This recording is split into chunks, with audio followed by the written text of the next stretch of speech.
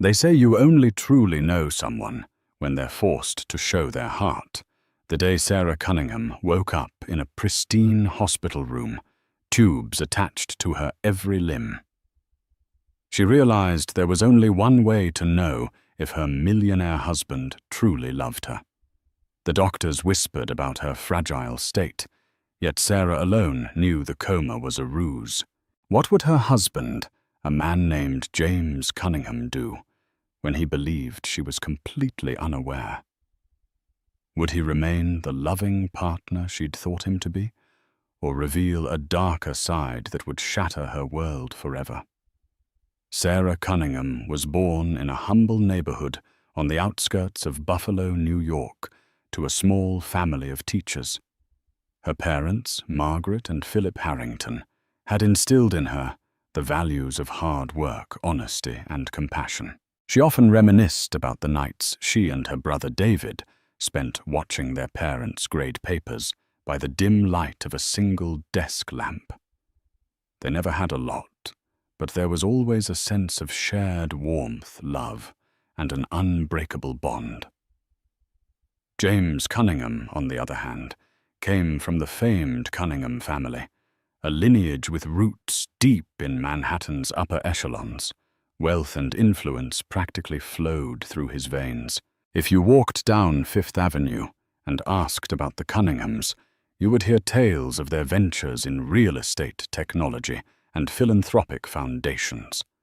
James himself had inherited a genius for business, and at 33 was already heading one of his family's largest property development firms, Cunningham & Co., which oversaw lavish projects in Dubai, London, and across the United States. Their lives collided during a charity gala at the Museum of Modern Art, MoMA, in Manhattan. A swanky event designed to raise funds for children's education. Sarah attended in support of her parents, who had been honored for their lifelong dedication to teaching. James was there as a major donor, providing a 7-figure check to the organization. In a sea of glittering chandeliers and suits from Tom Ford, her modest floor-length navy gown caught his eye. There was something unassuming yet radiant about her, a stark contrast to the jaded socialites he was used to. He had walked over to her with a sense of calm confidence, extended his hand, and introduced himself. Sarah, initially taken aback, quickly gathered her composure. She wasn't one to fawn over money or status, which made James even more intrigued. Over glasses of champagne and hors d'oeuvres from world-renowned chef Thomas Keller, they talked for hours. Their chemistry was undeniable. That night, as Sarah made her way back home on a crowded late-night train, she couldn't stop replaying their conversation in her mind. James, for all his wealth, seemed humble, empathetic, and genuine. He shared anecdotes about his family's philanthropic endeavors, about his grandmother who still volunteered at a local homeless shelter, and even about how he intended to expand his real estate empire responsibly, ensuring he gave back to local communities. She found herself smiling involuntarily. It felt like she'd discovered a rare gem in a city filled with polished stones. James, too, was enamored. Sarah's warmth and authenticity made him feel alive in a way that his usual circle of acquaintances couldn't. He sent her a bouquet of white lilies and pink roses the next day, with a handwritten note. "I'd be honored if you'd have dinner with me this weekend." Within months, they were an established couple, seen at society dinners and philanthropic events hand in hand. The press adored them, the charming heir to an empire, and she, the down-to-earth teacher's daughter who had captured his heart. Their relationship was a testament to two worlds blending seamlessly, old money with new values, high society glamour with a grounded perspective on life. Still as close as they were, Sarah often grappled with insecurities. She worried that beneath James's shining veneer, there might be a side of him shaped by privilege that she couldn't understand. Small things would trigger her doubts. A careless remark about lower-income neighborhoods, or a joke about the cost of living that others found humorous, but left her unsettled. But James always seemed contrite when he realized she was uncomfortable, and would assure her that he admired her background and her empathy. He was learning to see the world through her eyes, he said. In time they married in a ceremony, fit for a fairy tale, a gorgeous weekend in the Hamptons, officiated by a family friend with the ocean as their witness. But life is never as simple as the fairy tales. Within a year of marriage, Sarah found herself pregnant. She was euphoric, imagining the baby's sweet cries echoing in the expansive hallways of their penthouse in Tribeca. James was equally ecstatic, boasting to his colleagues that he was going to raise the next great Cunningham, or maybe if it was a girl, the next philanthropic genius. Yet something lingered in Sarah's heart, an unshakable need for reassurance.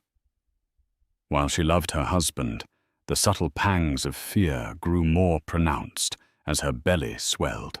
She needed to know beyond the philanthropic dinners and public generosity whether James was truly ready to be a father and a devoted partner in every sense.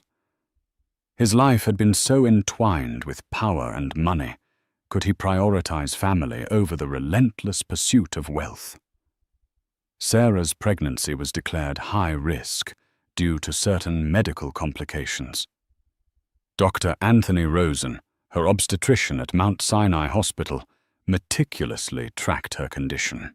She developed preeclampsia, high blood pressure, that threatened both her life and her unborn child's.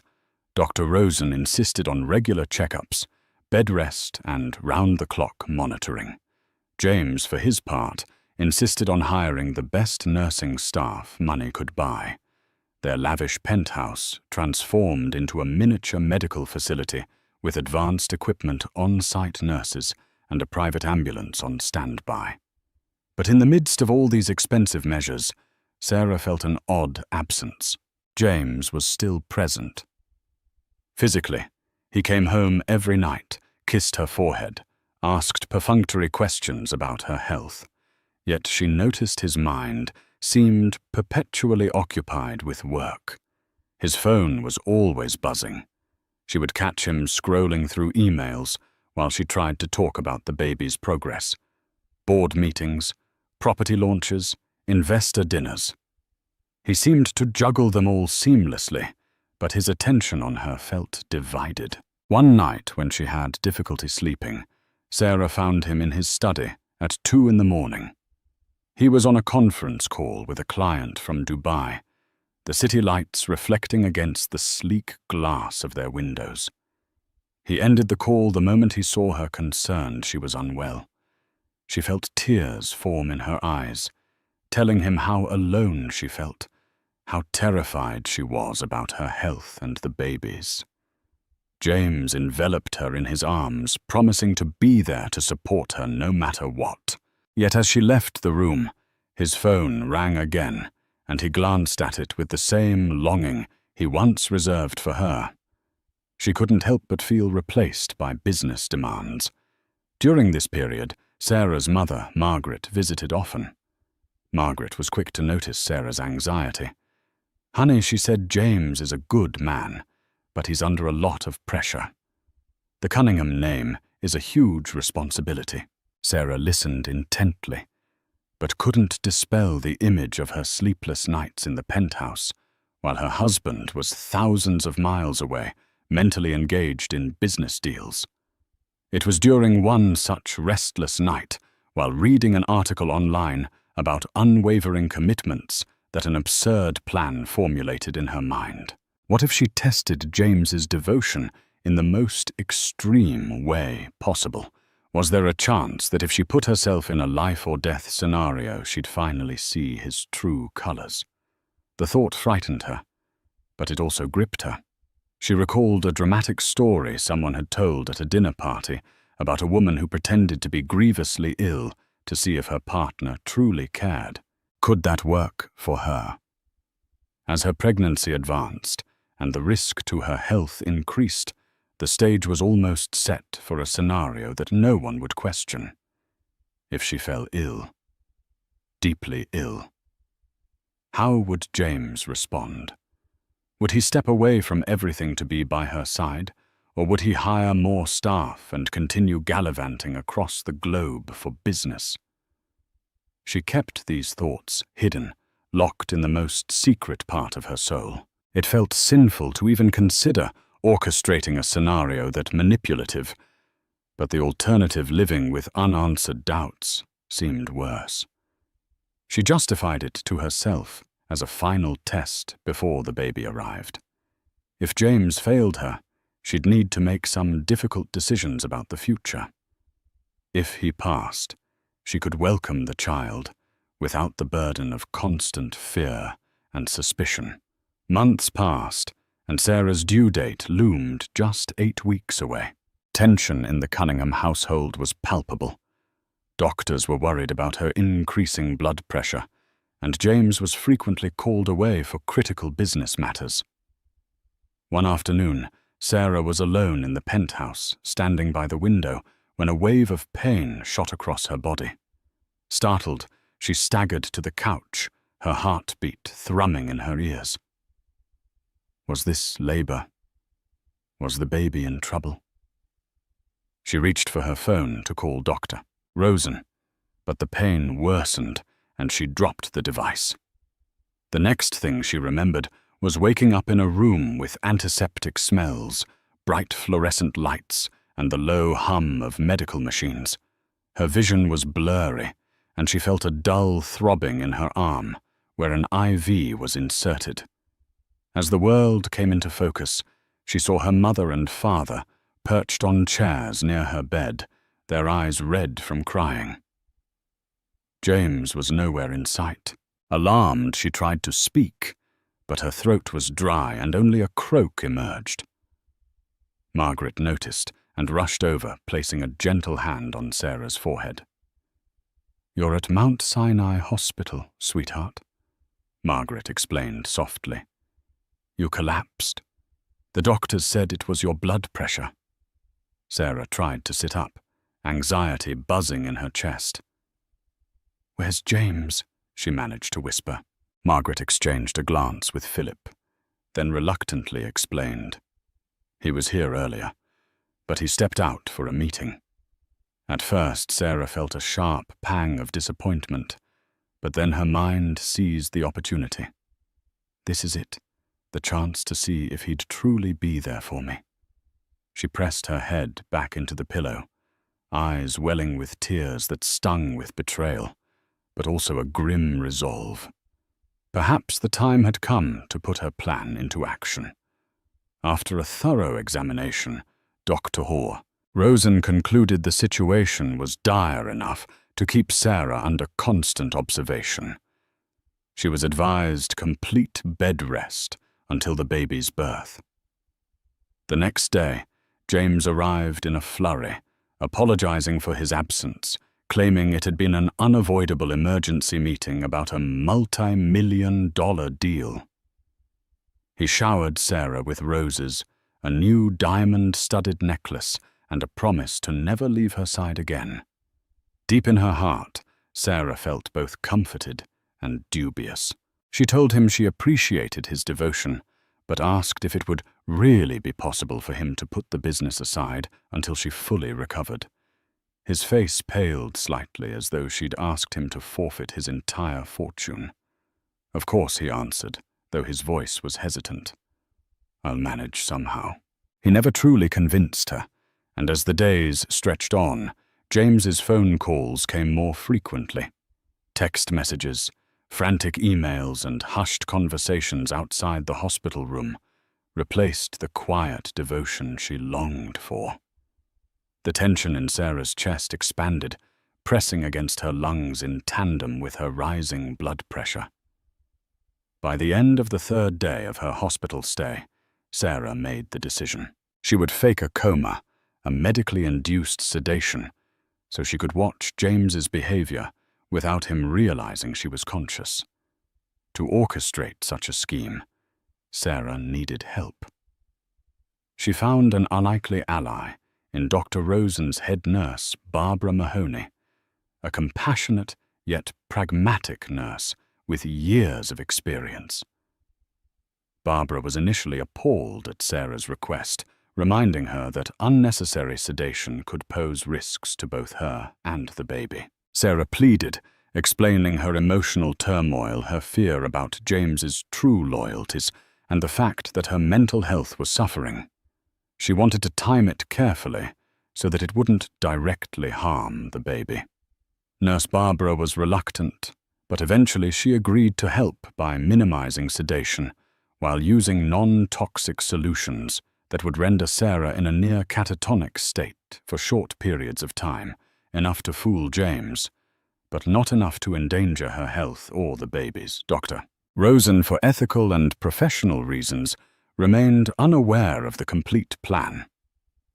He did believe Sarah might need mild sedation to cope with skyrocketing blood pressure, but he didn't know she was faking her total lack of consciousness.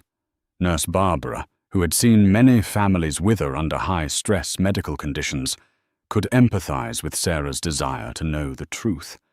Her heart told her she was crossing a professional line, but her compassion for Sarah's plight won out, so the stage was set. With the help of carefully monitored IV drips, Sarah's body appeared unresponsive and deeply sedated. She trained herself to keep her eyes shut, resisting every urge to flinch or move when an itch begged to be scratched, or when tears threatened to leak out at the sound of heartbreak. She was now an observer in her own hospital room, a silent witness to James's every action and word. The first day James came to see her in this condition, Sarah was already mid-sedation. He rushed into the room, breathless, clearly shaken by her decline. She felt the warmth of his hand against hers. She wished she could squeeze it back to let him know she was still there. But she remained still, letting the moment pass. She heard him beg for her to come back to him, to open her eyes and speak. Her mother tried to calm him, explaining that the doctors wanted Sarah to rest. Margaret, unaware of the ruse's intricacies, was under the impression that Sarah needed heavier sedation due to a dangerous spike in her blood pressure. That same evening, Sarah heard a phone ring in the hallway. Moments later, James's voice floated through the open door. "Yes, I can leave for Tokyo next Tuesday," he said. "I'll only be gone for 3 days." Her heart pounded. Was he planning to travel internationally, while his wife lay in a hospital bed fighting for her life? She fought the urge to open her eyes and confront him. Every ounce of her self-control was mustered to remain still, steady, and silent. When James returned to the room, Nurse Barbara told him that Sarah's condition was tenuous, that she needed minimal stress and constant monitoring. James assured the nurse he understood, but soon after he began making phone calls right in the corner of the hospital room, discussing business deals and investment strategies in hushed tones, as if Sarah couldn't hear him. Over the next few days, James visited sporadically, sometimes bringing flowers or gifts, often overshadowed by incessant phone calls, business crises, and urgent texts. He frequently excused himself to take these calls in the hallway. Sarah tried to rationalize, telling herself, "At least he's here physically." But the glimpses of disappointment in her mother's eyes confirmed Sra's deepest fears. Even the staff started to whisper about James's priorities. On the 5th day of Sarah's faux coma, a new visitor entered her hospital room. Sarah heard heels clacking on the polished floor, sharp, confident steps. A woman's voice, smooth and laced with a subtle accent, asked for James by name. Nurse Barbara calmly explained that James wasn't present at the moment and that visitors were limited to family. But the woman insisted she was family, or would be soon. Sarah's blood turned cold at those words. She listened intently, forcing herself not to react. The woman introduced herself as Natalia Ivanovna, an associate from James's company, Cunningham & Company. According to Natalia, there was an urgent business matter requiring James's signature, and she was there to deliver some papers to him. Nurse Barbara politely asked her to wait outside. The tension in the room was palpable. Sarah couldn't see Natalia, but she heard her voice dripping with entitlement. An hour later, James arrived. Natalia must have been waiting for him, because she quickly followed him into Sarah's room. "James," she cooed, ignoring the presence of Sarah's sleeping form. "I've been waiting. We need to finalize that Tokyo deal." There was a brief silence, followed by the sound of papers rustling. Sarah's stomach churned. She could practically visualize them discussing business as though she were a mere inconvenience. Surely James would send her away, she thought. But he didn't. Instead, he apologized to Natalia for the inconvenience, explaining that the doctors wanted him near Sarah, but they'd have to be quick. Over the next 20 minutes, they discussed figures, contracts, and meeting schedules. Sarah lay there, unmoving, while James verbally signed off on the Tokyo trip. When Natalia finally left, she gave a quiet, ambiguous remark. "Take care, James. I'll be waiting," which hung in the air like a cryptic promise. That night, after the bustle of the day quieted down, Nurse Barbara approached Sarah with a look of deep sympathy. "I don't know what's going on, but that woman doesn't carry the aura of a simple business colleague. I'm sorry, Sarah. You need your rest, but I also know you needed to see this." Sarah's heart felt as if it had been crushed under the weight of a massive boulder. She wanted to scream, to fight, to cry, but for now, she remained locked in her self-made prison of silence. As the days dragged on, James showed up less frequently. Often he sent an assistant or one of his executives to check on Sarah's condition. When he did appear, he was more preoccupied than ever, always glancing at his watch or answering calls at her bedside. Occasionally, Sarah felt his gaze linger on her face, like he was searching for a sign she might wake. In these moments, she sensed genuine worry in his voice. He would whisper, "Come back to me, Sarah," and gently stroke her hair. Those fleeting moments left Sarah awash in conflicting emotions. Heartbreak from his neglect, but also longing for the man she had fallen in love with. She felt her unborn baby move inside her, and the movement reminded her that she was doing this not just for herself, but for the little life she carried. If James's dedication was so tenuous, now what would it be like once the baby was actually here?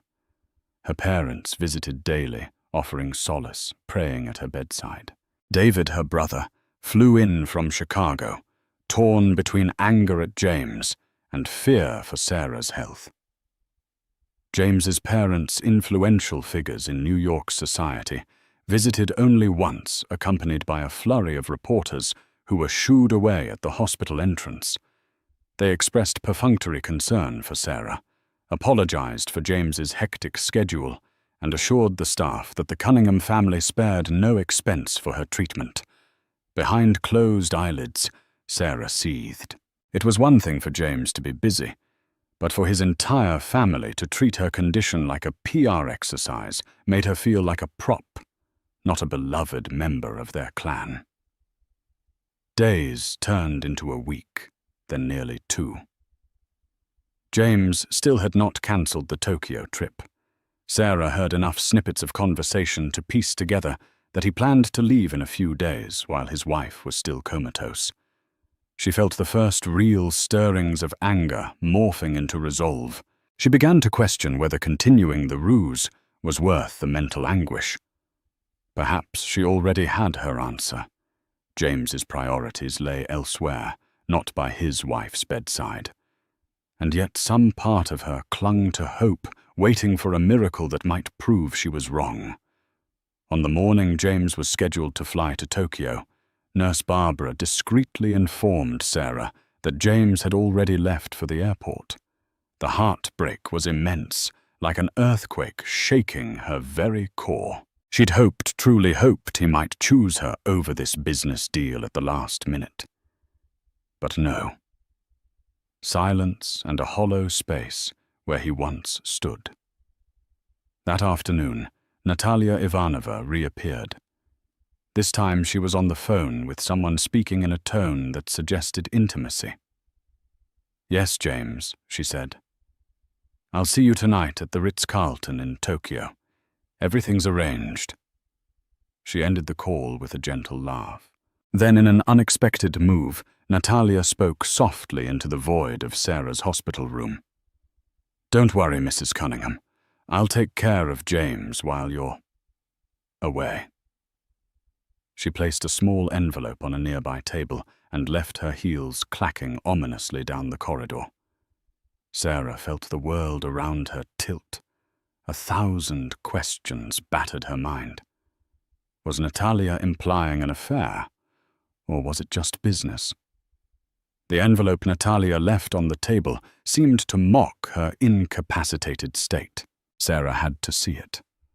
Summoning all her courage, she decided to break her act. That evening, when the room was empty, except for Nurse Barbara, she opened her eyes. Barbara nearly jumped out of her skin. "What on earth?" Barbara whispered, pressing a hand to her mouth. Sarah apologized, but insisted she needed that envelope. Cautiously, Barbara handed it to her. Inside was a single piece of paper, some kind of schedule or itinerary for James's Tokyo trip. There were personal notes, scrawled in his own handwriting, dinner reservations, a spa booking for 2 and a private luxury cruise. At the bottom, a small heart was doodled next to Natalia's initials. Sarah's breath hitched. Tears welled in her eyes, blurring her vision. She wanted to scream, to sob, to tear the paper apart. Instead, she handed it back to Barbara with shaking hands. Any lingering doubts had now evaporated. Her husband was not just a man who prioritized business over her. He was possibly sharing romantic escapades with another woman, while she lay in a hospital bed, nearly 8 months pregnant. Nurse Barbara pleaded with Sarah to remain calm, lest her blood pressure spike and endanger her pregnancy. Sarah nodded numbly, tears silently streaming down her cheeks. She wanted to wake up from this nightmare, to return to the blissful days when she believed James was her devoted partner. That night, Sarah confided everything to Nurse Barbara, her insecurities, her plan to fake a coma, and the heartbreak of discovering James's potential affair. Barbara, moved to tears herself, urged Sarah to think of her unborn child first. Stress, heartbreak, anger, none of it was beneficial for the baby. Sarah wrestled with her next move. Should she confront James, exposing her ruse and demanding answers? Or should she bide her time, gather more evidence, and plan for the future of her child without James? She thought about her parents, how they had worked multiple jobs, but always made time to sit down for a family dinner, to talk, to truly be present. That's what she wanted for her child. Not lavish wealth and absent parents. At dawn, Sarah slipped back into her comatose performance. She would remain in this state until James returned from Tokyo. Then she'd decide her next step. Nurse Barbara, now fully complicit, promised to keep her safe and informed. During the week James was gone, Sarah endured visits from well-meaning hospital staff and distant acquaintances bearing fruit baskets and get-well-soon cards. A few times reporters tried to sneak in, lured by the scandalous possibility of the pregnant Mrs. Cunningham's deteriorating health. Security escorted them out. Sarah's mother never left her side, reading her stories of strong, independent women who overcame adversity. Margaret had no idea Sarah was conscious, but her soft voice and comforting presence provided a sliver of hope in Sarah's despair. James finally returned to New York with Natalia in tow. The day after their plane landed, James showed up at the hospital. Sarah heard his footsteps, recognized his voice, and picked up on a hint of guilt laced through his tone. He informed the medical staff that he'd completed vital negotiations in Tokyo, and that now he would focus entirely on Sarah's recovery.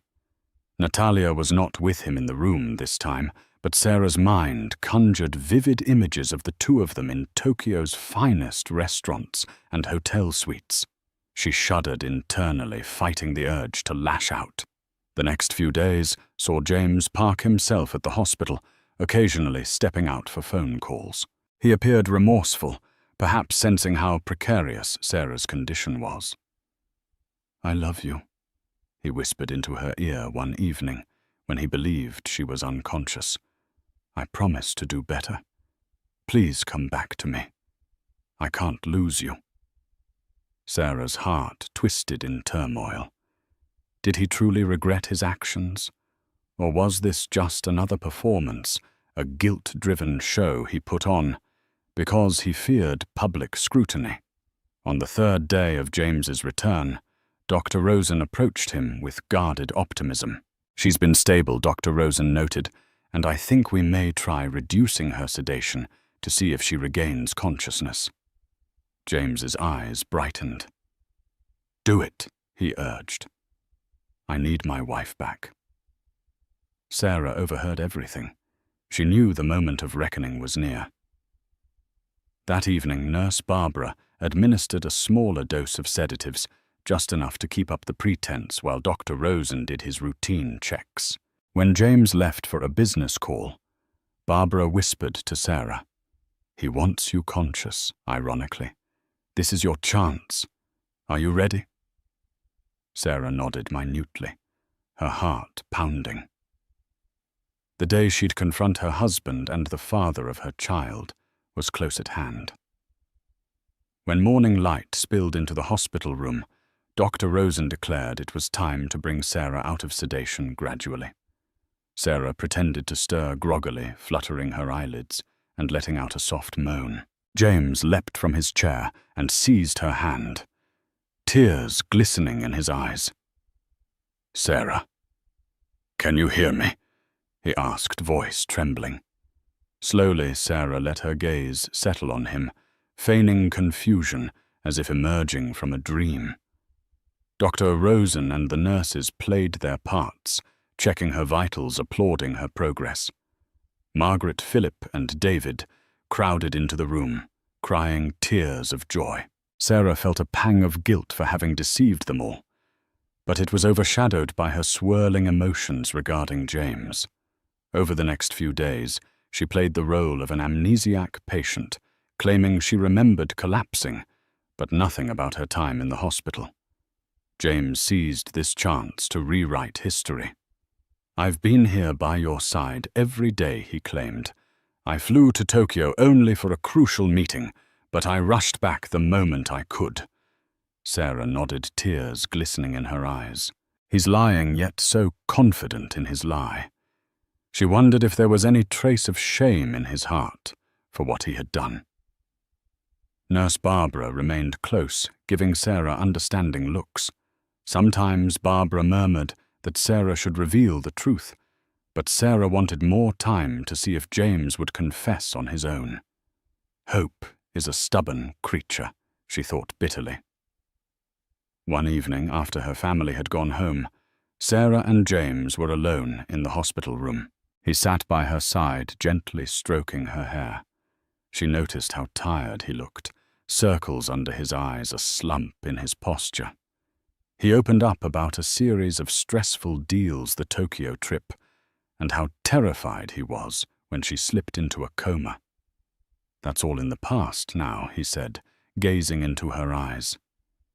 "We should look forward to the baby and our future. I swear I'll do better." Sarah's heart pounded.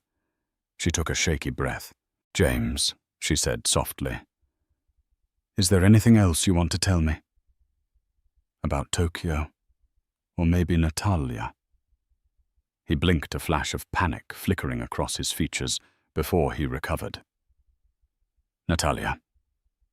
She's just a business associate. Why would I have anything else to say about her? His tone was composed, but Sarah noticed the slight trembling in his hand. She inhaled again, mustering courage. Because I overheard some things while I was asleep, she said, carefully, choosing her words to suggest partial awareness. His eyes widened. Things that made me think you and Natalia were closer than just business associates. James swallowed hard. Sarah, you were unconscious. You might have misheard or misunderstood. Stop, she interrupted, her voice quivering. I'm tired of lies, James. I deserve to know the truth. He rose from his chair, pacing. I won't deny we grew close while working together. But it's not what you think. You were so ill and I had all this pressure on my shoulders. Natalia was there to help with the deals. Yes, we had dinner. We traveled. But that was all for business. Sarah's pulse raced. She sensed half-truths swirling in the air. But she wanted him to either come clean or entangle himself in more lies. She pressed further. What about the spa reservations? The private cruise for 2. The heart next to Natalia's initials. Each word was like a dagger thrown at him. James stopped pacing. He stared at her, mouth agape. How do you know about that? In the hush that followed, Sarah decided it was time for her final card. She confessed everything that she had been aware during her coma, that she'd orchestrated the sedation, and that Nurse Barbara had helped her. She detailed the heartache of hearing his phone calls, the Tokyo trip, and Natalia's visits. By the time she finished, tears streamed down her cheeks. James looked at her in horror, disbelief, and then anger. You faked a coma, he hissed. You manipulated everyone, your mother, your father, the doctors and me, just to spy on me.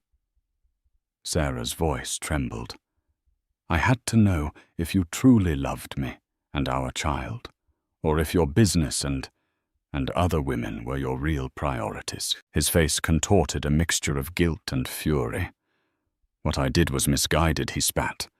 But how could you do something so extreme, so calculated? Did you ever think of how I'd feel believing I might lose you? They glared at each other, an abyss of betrayal between them. Sarah felt her heart splitting in 2. The confrontation had laid bare their darkest secrets, but the outcome was far from resolution. The hospital monitors beeped incessantly in the tense silence, echoing the fragile state of their marriage. In the days that followed, the Cunningham family learned bits and pieces of the fiasco. Whispers spread that Sarah had been secretly conscious, possibly eavesdropping on James's confessions. The staff at Mount Sinai, though discreet, couldn't fully hide their shock. James moved out of the hospital room, renting a penthouse suite at the plaza for the remainder of Sarah's stay. He cited the need for space to think.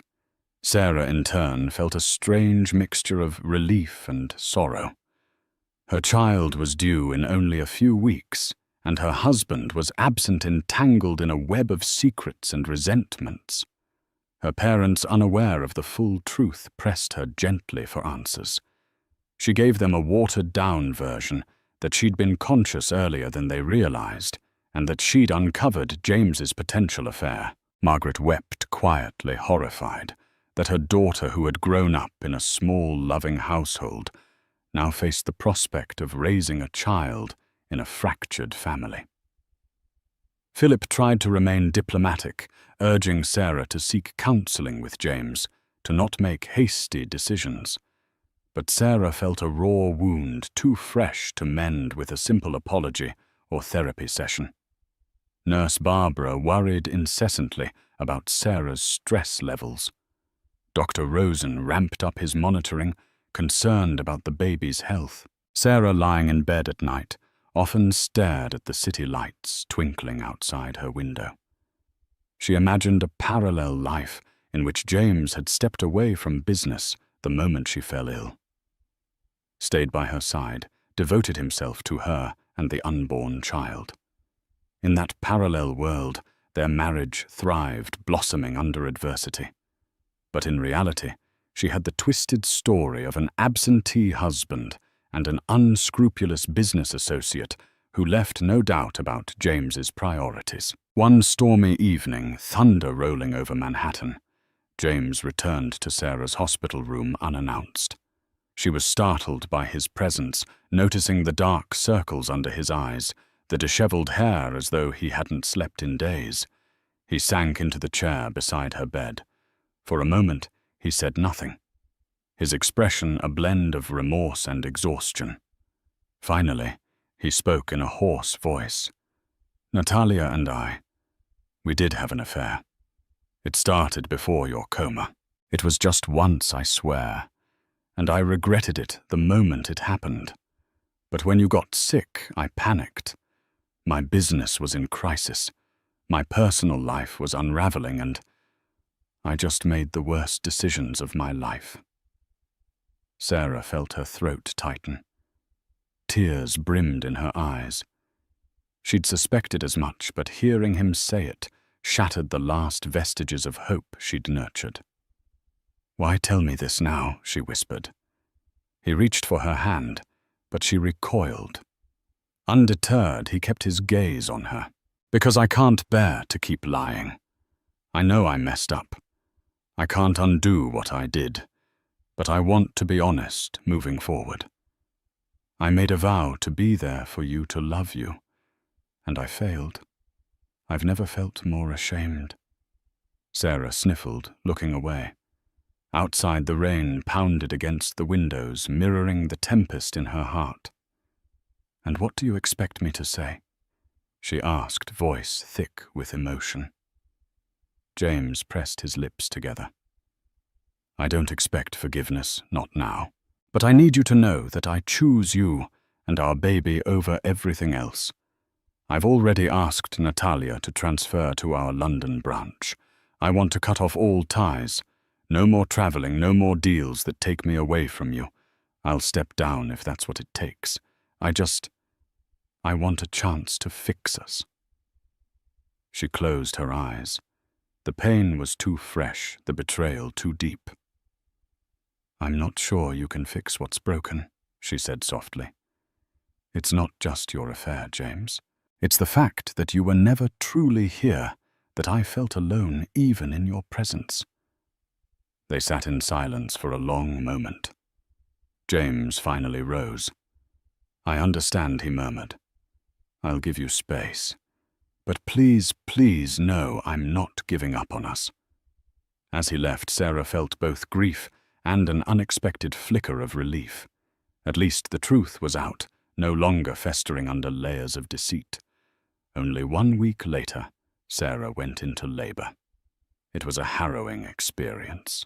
Her blood pressure spiked dangerously, forcing an emergency C-section. In the operating room, under the bright surgical lights, Sarah trembled with fear, clutching Nurse Barbara's hand. She didn't know if James would come.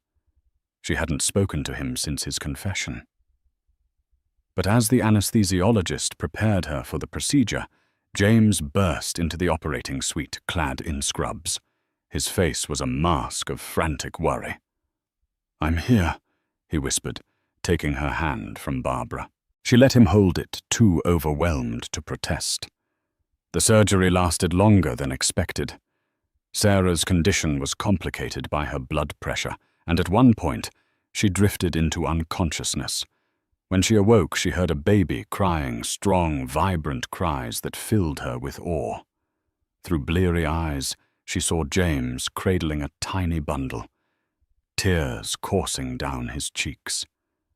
"It's a boy," he said, voice thick with emotion. "He's healthy, and you're going to be okay." Sarah mustered a faint smile, relief washing over her. For a moment, she allowed herself to revel in this pure joy. Their child was here, alive and strong. Whatever ugliness lay between them, this baby represented a new beginning, though whether that beginning included James remained uncertain. In the days following the birth, Sarah recovered slowly, regaining her strength. She named the baby William Philip Cunningham, honoring her father. James was present, ensuring the best pediatric care, insisting on top-of-the-line everything. He hovered near Sarah, ever attentive, as though trying to atone for his absence during her pregnancy. When they brought William home to the penthouse, an air of unease colored every interaction. The nursery, decorated in pale blues and whites, felt both cozy and strange cozy because it was meticulously designed. Strange because Sarah had often imagined this moment under vastly different circumstances. James tried to assist with feedings, diaper changes, and midnight rocking sessions. He was clumsy at first, but sincere in his efforts, looking at William with an adoration that made Sarah's heart ache. Could a man who so clearly loved his son ever be the uncaring monster she feared he was? Meanwhile, the public eye scrutinized their every move. Tabloids speculated about the new heir to the Cunningham fortune, about Sarah's difficult pregnancy, and even about rumors of James's affair. The family PR machine went into overdrive, releasing statements of joy over the newborn, and praising James for his unwavering support of his wife. Sarah saw these statements and wanted to tear them to pieces. The hypocrisy stung. 3 weeks postpartum, Sarah could no longer hold back her resentment. William was napping, and James had just returned from a brief meeting. They stood in the living room, tension pulsing between them. "I appreciate what you've done for William," Sarah said, her voice unsteady. "But what about us? Do you really think we can pretend everything is fine?" James frowned, stepping closer to her. "I'm not pretending. I'm trying to be a good father and husband," she scoffed, tears building. "A good husband doesn't cheat on his pregnant wife or abandon her in the hospital." Her words dripped with bitterness. "I feel like a fool for having tested you, and I feel even more foolish that I discovered you were failing me anyway." His gaze dropped to the floor. "I know. I'm sorry." He reached out to touch her, but she flinched. "I'm offering to step away from the business if that's what you want. I've already made arrangements for a senior partner to take the reins. I want to focus on you and William." Sarah's chest tightened. A part of her wished for this moment for him to finally choose her over work. Yet the betrayal and pain still loomed large. She thought of the lonely nights, the mocking presence of Natalia, and the humiliating knowledge that he'd chosen money and lust over his pregnant wife. "I don't know if it's enough," she whispered, voice trembling. James's shoulders sagged, defeat etched across his features. "I understand. I need you to see that I'm sincere. Whatever it takes, I'll do it. I only ask for time, a chance to prove it." Reluctantly, Sarah agreed to counseling. They sought out Dr. Marie Lawrence, a well-respected therapist who had worked with high-profile couples in Manhattan. During their sessions, Sarah aired her grievances, the emotional abandonment, the affair, the sense that money was James's only true love. James confessed to feeling overwhelmed by his family's expectations and the pressure of inheriting a massive legacy. He admitted that his fear of failing had driven him to bury himself in work. Each session was a battlefield of emotions. Sometimes they ended with hope, other times with Sarah storming out in tears. Dr. Lawrence encouraged them to start small, to rebuild trust through actions, not just words. She also urged them to consider what environment they wanted for William. Would they show him a broken home, overshadowed by bitterness, or attempt to forge a partnership grounded in forgiveness and respect? As the weeks wore on, Sarah noticed small changes in James's behavior. He turned off his phone during therapy, setting it on silent and focusing solely on her. He cancelled business trips instead, attending William's pediatric appointments and bedtime stories. It was awkward, as though he was learning a new language, but Sarah recognized the earnestness. Still, the memory of Natalia, the business deals, and that envelope gnawed at her. Could trust be rebuilt from such utter betrayal? She wasn't sure. Yet for William's sake, she found herself wanting to try. Holidays approached, and the Cunningham family extended invitations to lavish Thanksgiving and Christmas gatherings. Sarah felt a visceral reluctance to attend, associating them with the side of James's life that had overshadowed their marriage. But James insisted, hoping it might help re-establish their bond with the family. He argued that if they presented a united front, it would quell media speculation and allow them some semblance of normalcy. Sarah had no interest in enabling a public relations facade, but she agreed to go, if only to see whether the Cunninghams recognized and respected the gravity of their situation.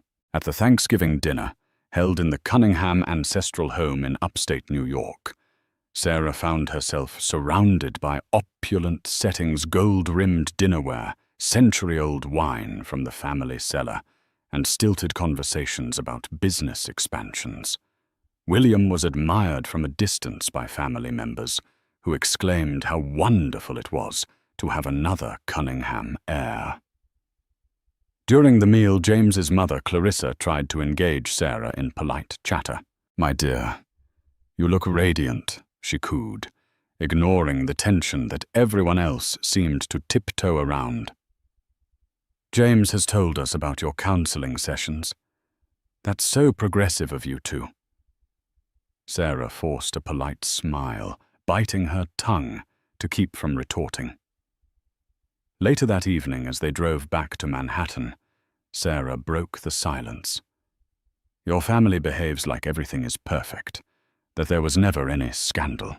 Does it bother you they're acting like I'm just a decorative piece again?" James glanced at her sorrow flickering in his eyes. "Yes. But that's how they are, gloss over problems with politeness and glamour. I'm sorry. I know it's not what you're used to."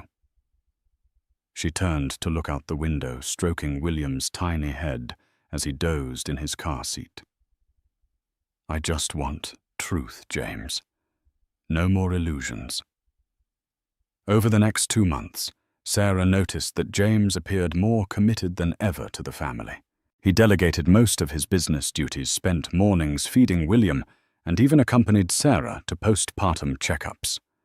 At times they shared quiet, tender moments, a far cry from the storm of betrayal. They also continued therapy, which remained challenging, but occasionally yielded breakthroughs. One night, after putting William to sleep, they sat in the living room, the lights dim. Sarah sipped tea, while James nursed a glass of bourbon. The tension between them had softened, somewhat replaced by a cautious camaraderie. She felt comfortable enough to ask, "Do you miss it?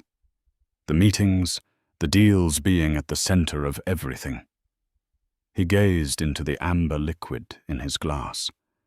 "Sometimes," he admitted, "but I realized that when you were in the hospital and I had to manage everything alone, it wasn't worth losing you.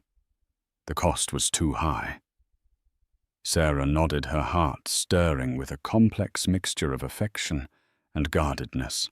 She admitted to herself that she still loved James. That love never vanished. It had simply been buried under layers of betrayal and anger. Yet forging a path forward required trust, and trust was earned slowly. Just as Sarah was beginning to believe a fragile peace was possible, an old ghost resurfaced.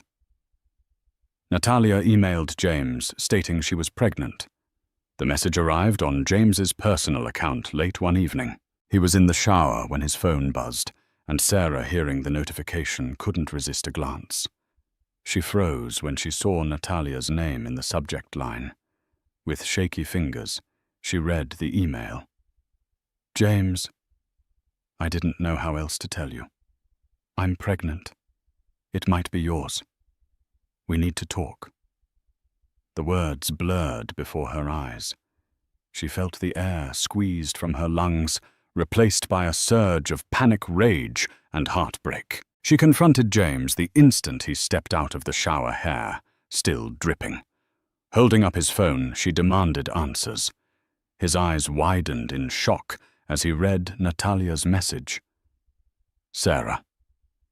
I swear I have no idea about this. She never said anything before. He scrambled to rationalize, stammering that Natalia was likely bluffing or trying to manipulate him. But Sarah's face twisted in anguish. Is there even a chance it's yours? She asked, voice cracking. When he didn't answer immediately, her worst fears were confirmed. A renewed wave of betrayal crashed over her. In that moment, something inside Sarah snapped. She rushed to the bedroom, shoving clothes and essentials into a suitcase. James followed, pleading. Sarah, don't go. We can figure this out. She spun around, eyes blazing. Figure out what? That you've possibly fathered another child while I was pregnant with our son. That I faked a coma to see if you cared, only to discover you were sleeping with someone else. She let out a bitter laugh that turned into a sob. He attempted to embrace her, but she shoved him away. Stay back, she hissed. I'm leaving. I need to protect William from this madness. We'll talk once you've sorted out your mess. And with that, she grabbed the baby, left the penthouse, and called a taxi. Standing in the cold lobby, tears streaming down her face, she cradled William's tiny body against her chest, whispering, I'm sorry, my sweet boy. I'm so sorry. Sarah sought refuge in her parents' modest home in Buffalo. They welcomed her with open arms, dismayed, but not entirely surprised by the turn of events. David flew in from Chicago for moral support, helping her settle back into her childhood room. The pastel walls and handmade quilts felt like a safe harbor in a storm. James called every day, leaving voicemails that ranged from begging for her return to cursing Natalia for what he believed was a lie. Sarah listened, but never answered. She needed clarity, and staying away from James was the only way she could think. Her heartbreak was too raw, the future too uncertain. Despite the pain, Sarah found solace in William, who continued to flourish. In his innocent eyes, she saw a reason to keep going.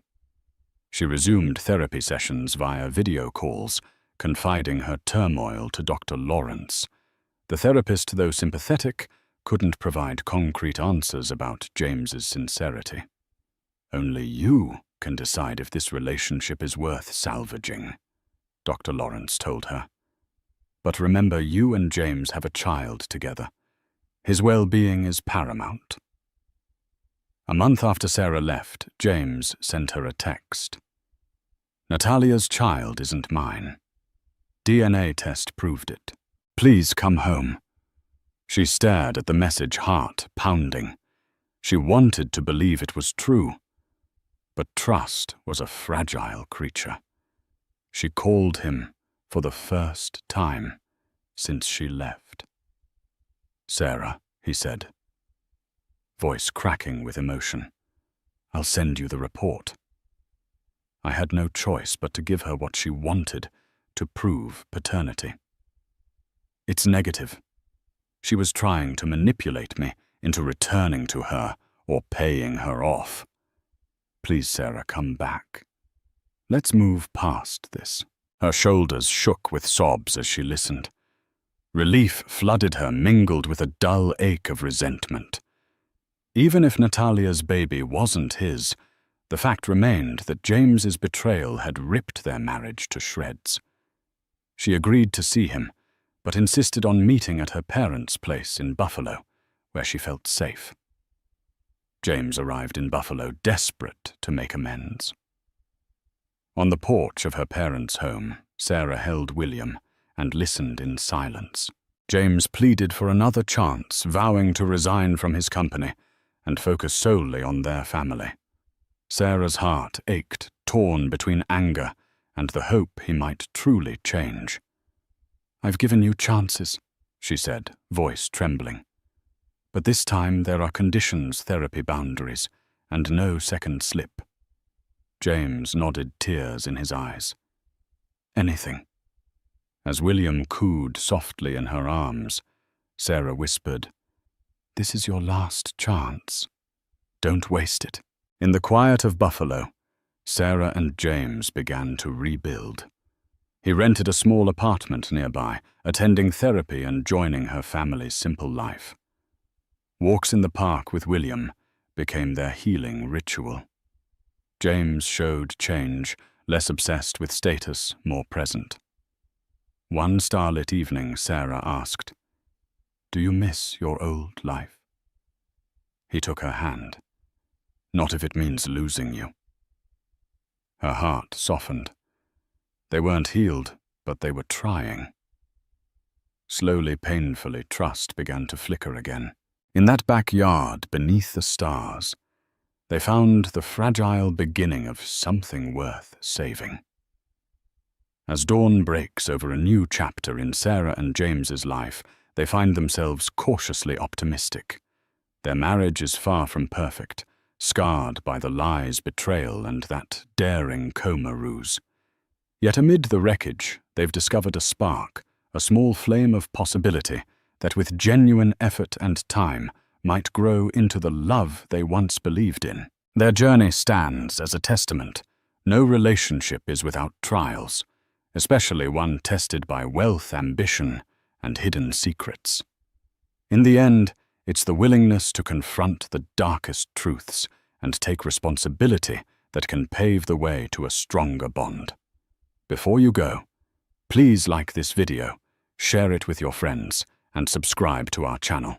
Your support helps us bring you more dramatic and heart-wrenching stories. Reminders that real life can be more complicated, more devastating, and sometimes more hopeful than fiction. Thank you.